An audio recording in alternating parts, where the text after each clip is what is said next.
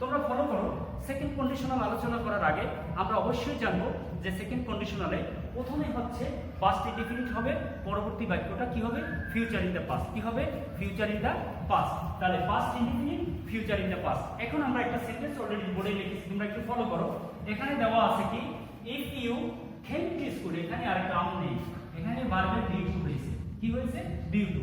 আর এটা হলো কি, সাবজেক্ট। এটা কি, subject. If you came to school, এটা কি হলো, অবজেক্ট। এটা কি, অবজেক্ট। তাহলে subject due to object. 100% sure আমরা এটা past indefinite, sure past indefinite. যদি প্রথম বাক্যটা যুক্ত বাক্যটা পাস্ট ইনডিফিনিটে হয়, পরবর্তী বাক্যটা ফিউচার ইন দ্য পাস্ট হবে। তাহলে আমি কি করলাম, আই সাবজেক্ট উড কাম, এটা বি1 হবে। মোডাল অফ তিনবার। এইখানে আমাদের প্রেজেন্ট ইনডিফিনিটের যখন ছিল কন্ডিশনালে, ফার্স্ট কন্ডিশনালে, তখন দেখবা এই উডটা উইল ছিল। এটা কি ছিল, উইল ছিল।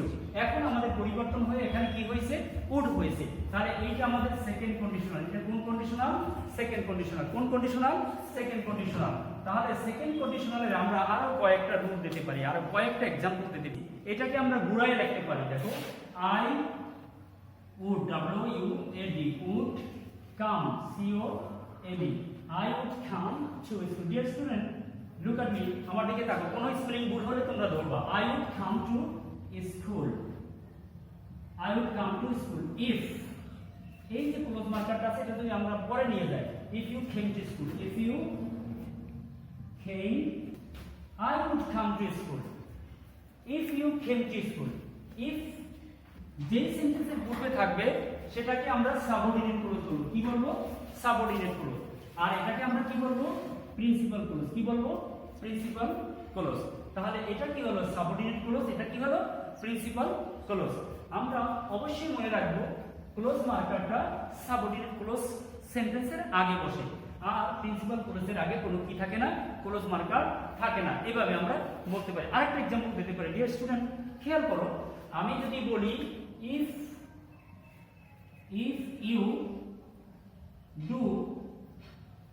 you do হবে না। এবার যখন আমরা প্রেজেন্ট ইনডিফিনিটিভ করছি ফার্স্ট কন্ডিশনাল, তখন আমরা এটাকে কি দিয়েছি, if you do। তখন এখন আমরা দেব if you did the work।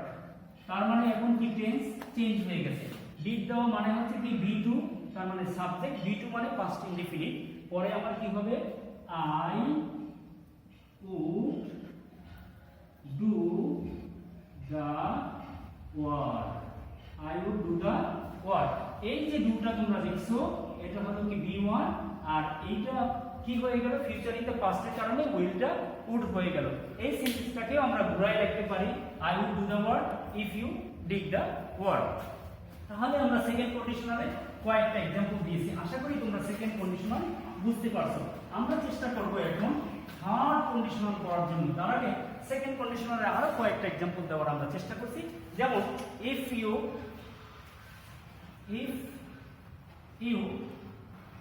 ate rice, একটু খেয়াল করো, এই যে এটটা দিয়েছি এটা কি ভার্বের V2, এটা কি ভার্বের V2, পাস্ট ইনডিফিনিট হয়েছে। কি হয়েছে, past indefinite. if you ate rice, যদি তুমি ভাত খাইতে এই জাতীয়, তাহলে কি I would, W-O-U-L-D, would E-A-T, eat rice।